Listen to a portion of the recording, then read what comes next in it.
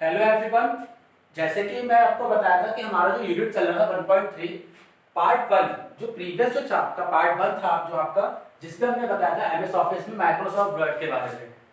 अब जो मैंने बताया था नेक्स्ट जो आपका रहेगा पार्ट 2 यूनिट 1.3 में, जो होगा आपका एमएस ऑफिस का Microsoft Excel part. MS Office में माइक्रोसॉफ्ट एक्सेल का एक इंपॉर्टेंट रोल प्ले होता है।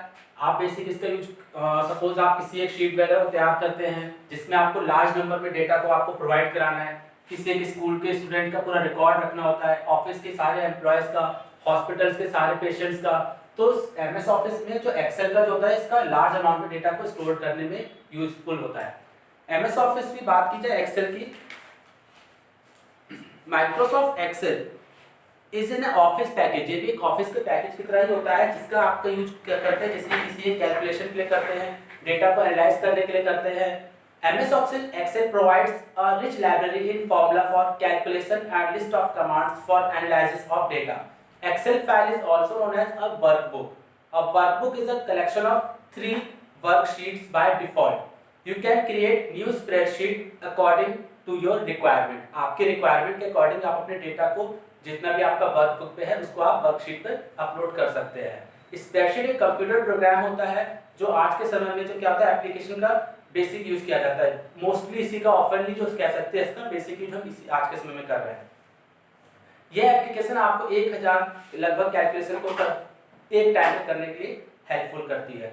एक्सेल फाइल को ओपन करने पर एक वर्कबुक प्रदर्शित होती है। जैसे आप देख सकते हैं एक्सेल ओपन जब होता है तो आपके सामने रो और कॉलम जैसी कुछ चीजें सामने खुल करके आती हैं, जो कि डिफॉल्ट बाय डिफॉल्ट इसमें 3 होते हैं।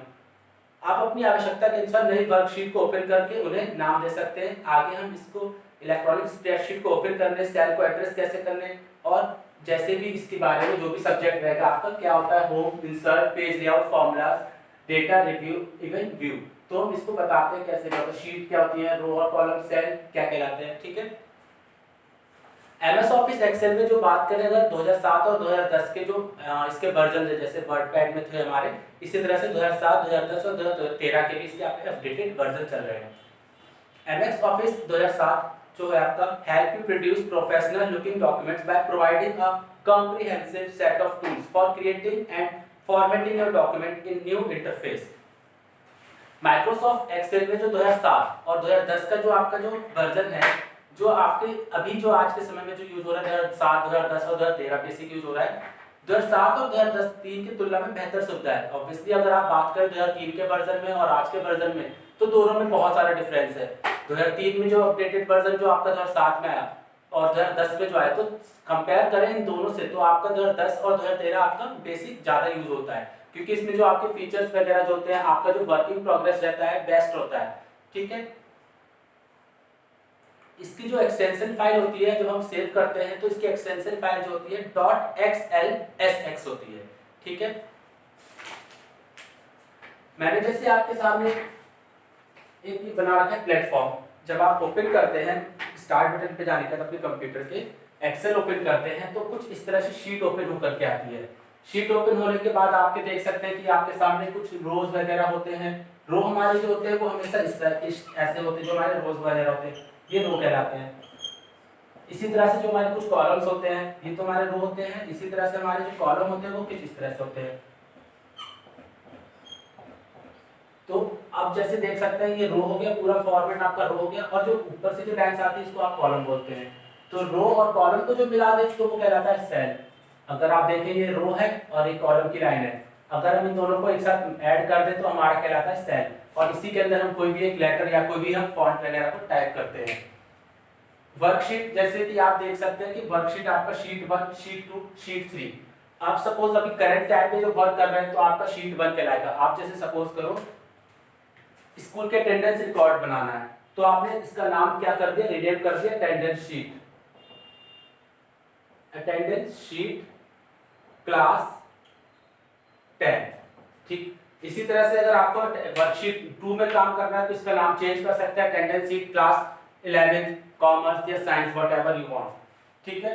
तो ऐसे आपका वर्कशीट जो होता है 1 2 3 4 आप इसको जब चाहे तो आप इसको आगे बढ़ाते जा सकते हैं। हम जैसे देख सकते हैं जैसे हमारे फाइल टैब है, home, insert, page layout, formulas, data, review और व्यू। ये सारे इसके फीचर्स होते हैं इसके माइक्रोसॉफ्ट एक्सेल में, और ये कैसे वर्क करते हैं इसको देखते हैं। सबसे पहले मैं बात करूं जो शीट एरिया की। जो शीट एरिया जो एक ऐसा प्लेस होता है जहां पे अपने लेटर्स को टाइप कर सकते हैं। शीट एरिया मींस कि अगर आपने यहाँ पे सपोज लेटर लिखना है, सपोज आपने लिखा यहाँ पर क्लास 10, तो ये जो आपने लिखा है इसको पूरा जो सेल के अंदर, ये आपका शीट एरिया कहलाता है। ये पूरा आपका जो होता है शीट एरिया कहलाता है, जो रो और कॉलम से मिलकर के बना होता है। अगर हम किसी बॉक्स पर क्लिक करते हैं तो बॉक्स हाईलाइट हो जाती है, और जब आप बॉक्स पर डबल क्लिक करते हैं तो वही चमकता हुआ वर्टिकल बार प्रकट होता है, यानी कि वो डिस्प्ले होने लगता है और आपका डेटा जो होता है एंटर करना शुरू कर देता है। अगले कॉलम में जाने के लिए आप टैब दबाते हैं। जैसे अगर आप सपोज यहाँ पर आपने लिखा अभी, अब आपको नेक्स्ट में जाना है, तो आप इवन आप तो चाहो आप इसमें आप माउस के थ्रू अपने नेक्स्ट पॉइंटर पे जा सकते हैं, लेकिन अगर आप उसको नेक्स्ट पे जाना है तो आप अपने टैब बटन को दबाएंगे तो आप अपने नेक्स्ट वाले सेल में एंटर कर जाते हैं, जहां पे अपने डेटा को एंटर करना शुरू कर देते हैं। इसके वैसे कुछ कीवर्ड्स वगैरह जो होते हैं मैं बताता हूँ आपको। अब मैं जो बात करने जा रहा हूँ कुछ इसके जो एलिमेंट्स होते हैं अगर एक्सेल में, मैं बता दूं आपको। वर्कबुक, वर्कबुक क्या होता है? अब workbook is a collection of the worksheet where the user works.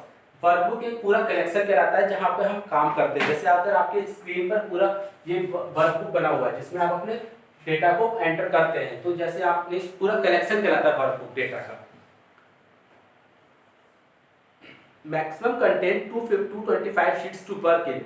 Whenever a workbook open, it displays 3 worksheet by default। जैसे मैंने बताया जब भी आप ओपन करते हैं एक्सेल को तो 3 तरह की शीट ओपन होती है, 1 2 3, ठीक है। नेक्स्ट है आपका row. Row is a horizontal block of the worksheet of the table which moves from left to right. Row is named as the number 1 2 3 etcetera. There are 65,536 row comes under the Excel application।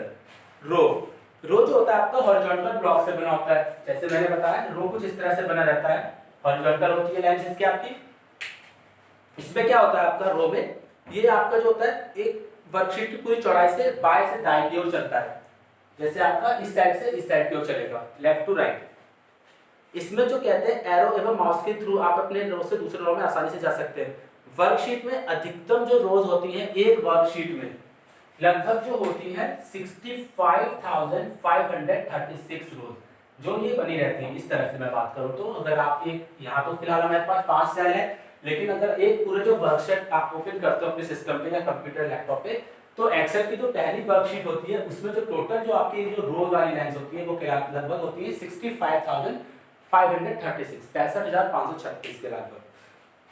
Column की बात करूं, ये cell का एक vertical block होता है। जैसे मैंने बताया आपको कि कॉलम कहलाती है, ये आपके कॉलम्स होते हैं जिसमें आपके कॉलम जो होते हैं वर्टिकल बार के थ्रू जैसे वर्क करते हैं आपके। इसमें जो होती है एक वर्कशीट में 256 कॉलम क्या होती है, लगभग 256 कॉलम होती है, 256 यानी 256 के आसपास। सेल जैसे मैंने बताया एक रो और एक कॉलम को मिला देने के बाद आपका एक सेल तैयार हो जाता है। फंक्शन पहले से निर्धारित फॉर्मूले होते हैं जिनकी सहायता से आप जटिल से जटिल कोई भी कैलकुलेशन को कर सकते हैं। इसमें आपके सैकड़ों लगभग हंड्रेड्स के आसपास आपके जो फंक्शन होते हैं जिसके थ्रू आप किसी भी इंजीनियरिंग कैलकुलेशन या कोई भी कमर्शियल वर्क वगैरह भी कर सकते हैं, या अपने स्टडी रिलेटेड किसी भी काम को आसानी से कर सकते हैं। अब बात करूं मैं इसमें जो आपका है फॉर्मूला बार। फॉर्मूला बार की जो बात करूं तो फॉर्मूला बार क्या होता है? It is the bar where we write formula and function according to our requirement. ये एक ऐसा कंटेंट होता है जहां पे आप अपने किसी भी वैल्यू या फॉर्मूले को एंटर करते हैं और वो एक्टिव सेल में जाकर के यूज होता है। मैंने जैसे अगर मान लीजिए अभी हम कैलकुलेटर पे नॉर्मल यूज करते हैं, ऐड करना होता है उसको, सब्ट्रैक्ट करना होता है, मल्टीप्लाई, या किसी भी स्टूडेंट की परसेंटेज निकालनी होती है तो हम नॉर्मल कैलकुलेटर पे कर सकते हैं। लेकिन एक्सेल में भी अगर आपको करना होता है तो इसके कुछ बेसिक फॉर्मूलेज वगैरह होते हैं, इसके कुछ कीवर्ड कीज वगैरह होती हैं, शॉर्टकट कीज वगैरह के थ्रू भी आप इसके फॉर्मूलेज वगैरह को निकाल सकते हैं। तो फॉर्मूले से आपका क्या होता है कि एक्सेल में आपको अगर वर्कशीट अगर तैयार करनी है किसी स्टूडेंट की अटेंडेंस के साथ साथ, या फिर बात करें किसी स्टूडेंट के एक रिजल्ट की, तो उसका रिजल्ट क्या है, कितने मार्क्स आए और उसके मार्क्स में उसकी परसेंटेज कितनी रही, तो आपका फॉर्मूला लगाने से क्या होता है कि चीजें इजीली हो जाती है और कैलकुलेशन करना भी आपके लिए उसी टाइम पर जो एक्सेल वर्क कर रहे हैं तो इजी पड़ता है। नेम बॉक्स फॉर्मूले के बाएं किनारे पर होता है जो सिलेक्टेड सेल या चार्ट आइटम को ड्राइंग ऑब्जेक्ट की स्थिति को बताता है। अब जो मैं बताऊंगा आपका जो कुछ इसके टैब्स होते हैं या फिर माइक्रोसॉफ्ट एक्सेल के कुछ रिबन्स वगैरह होते हैं। माइक्रोसॉफ्ट एक्सेल के कुछ टैब्स वगैरह जो होंगे मैं आपको बताता हूँ क्या होते हैं। कुछ रिबन्स वगैरह भी लगे होते हैं। टैब में आप जैसे कि बता दूं कि आपके जो टैब वगैरह कैसे होते हैं, जैसे होम टैब हो गया। होम टैब में आपने जैसे वर्ड पैड में देखा था कि उसमें कैसे कैसे बटन्स वगैरह होते हैं, कैसे फॉन्ट वगैरह को हम बढ़ा सकते हैं, छोटा कर सकते हैं, कलर्स वगैरह दे सकते हैं या उसको बोल्ड इटैलिक के शेप में रख सकते हैं। इसी तरह से आपके जो एक्सेल में भी जो होते हैं आपके कुछ टैब बटन रहते हैं।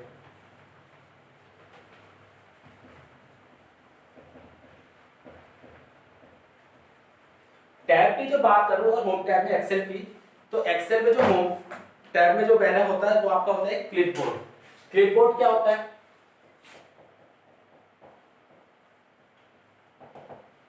Clipboard. This tool group contains the commands which are used to cut, copy and paste a certain selected text or range or text value. मैंने बताया अगर कोई एक्सेल में सेल में अगर कोई लेटर लिखा है, आप उसको चाहते हैं कि उसको वहां से कट करके दूसरी जगह पे दूसरी वर्कशीट में उसको आपको पेस्ट करना है, तो क्लिपबोर्ड के अंदर आपके इसके फीचर्स मिलते हैं, कट, कॉपी, पेस्ट से लेकर के। ठीक है। फॉन्ट भी आप इसके फॉन्ट के साइज वगैरह को कैसे बढ़ाना है, किसी एक सेल में अगर आपका एक लेटर लिखा हो तो आप उसको कलर कैसे देना है, तो इसी तरह से आपके जो आपका फॉन्ट वगैरह में जो आते हैं आपके फीचर्स इसमें आते हैं। फॉन्ट में आप इसके लेटर्स को बोल्ड कर सकते हैं, इटैलिक भी कर सकते हैं या अंडरलाइन कर सकते हैं। ठीक है। उसके लेटर्स के साथ साथ आप उसको इंक्रीज कर सकते हैं कि कैसे फॉन्ट को कितना बड़ा रखना है, कितना छोटा रखना है। ठीक है। जो इसमें एमएस ऑफिस में जो वर्ड में जो था आपका फॉन्ट, वही इसमें भी एक्सेल में वैसे ही होता है feature. Alignment. This group of tool is used to manipulate a paragraph or sentence in the workbook, like setting alignment, paragraph indent, wrapping the text. Numbers. This group is tool used to take use of function and formula in the cell of worksheet. Numbers वगैरह में आपका मतलब है कि किसी भी letters पे या सॉरी किसी भी नंबर्स पे आपको कैसे फॉर्मूला का यूज करना है। Editing. This group of tool is used to take use of command like find and replace data, validation, sorting and filtering. क्या होता है कि कभी हमारे पास जो बहुत लार्ज अमाउंट पे डेटा होता है किसी भी एक स्टूडेंट में मान लीजिए आपकी क्लास में अगर मान लीजिए 400-500 बच्चे हमारे पास, तो उसमें हमें क्या करना है कि हर एक स्टूडेंट का तो डेटा निकालना इजी नहीं होता है, तो हम क्या करते हैं अगर आपको सॉर्ट करना है कि इतने स्टूडेंट्स का डेटा है जिसमें हमें पता चले कि किसके कितने मार्क्स आए। सपोज अगर मान लीजिए एक क्लास में 400 बच्चे हैं जिसमें से हमें 200 बच्चों को पता करना है कि हिंदी सब्जेक्ट्स में उनके मार्क्स कितने हैं, तो हम क्या करते हैं कि फिल्टर वगैरह लगाने से क्या होता है डेटा को सॉर्ट करते हैं जिससे पता चल जाता है कि हिंदी वाले सब्जेक्ट्स में हमारे पास इतने स्टूडेंट्स का हमारे पास रिकॉर्ड रहा कि उनके कितने हमारे पास हिंदी सब्जेक्ट से स्टूडेंट्स आए जिनके मार्क्स आपके 1 बाय 1 स्टूडेंट्स आ जाएंगे। इसी तरह से जो आपका होता है कुछ पेज सेटअप होता है। This group of contains the command to set the page property like paper size, margin, orientation. Margin वगैरह सेट कर सकते हैं आप। इसके ओरिएंटेशन जैसे मैंने बताया था वर्ड पैड में आपके ओरिएंटेशन थे कि आप उसमें देख सकते थे ओरिएंटेशन में आप उसको कैसे लेआउट दे सकते हैं। ओरिएंटेशन में जाने के बाद आप देख सकते हैं कि इसको लेटर्स को कैसे देना है, पोर्ट्रेट रखना है या हॉरिजॉन्टल रखना है या फिर उसको लैंडस्केप मोड में रखना है।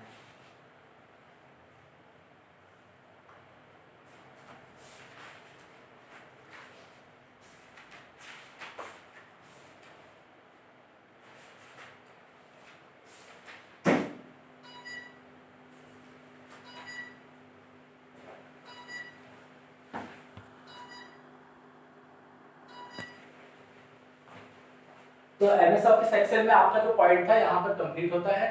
जो आपका नेक्स्ट पॉइंट रहेगा यूनिट पार्ट 2 पार्ट 3 में वो आपका जो भी आपका आएगा नेक्स्ट टॉपिक बताया जाएगा। ठीक है। Okay, thank you everyone.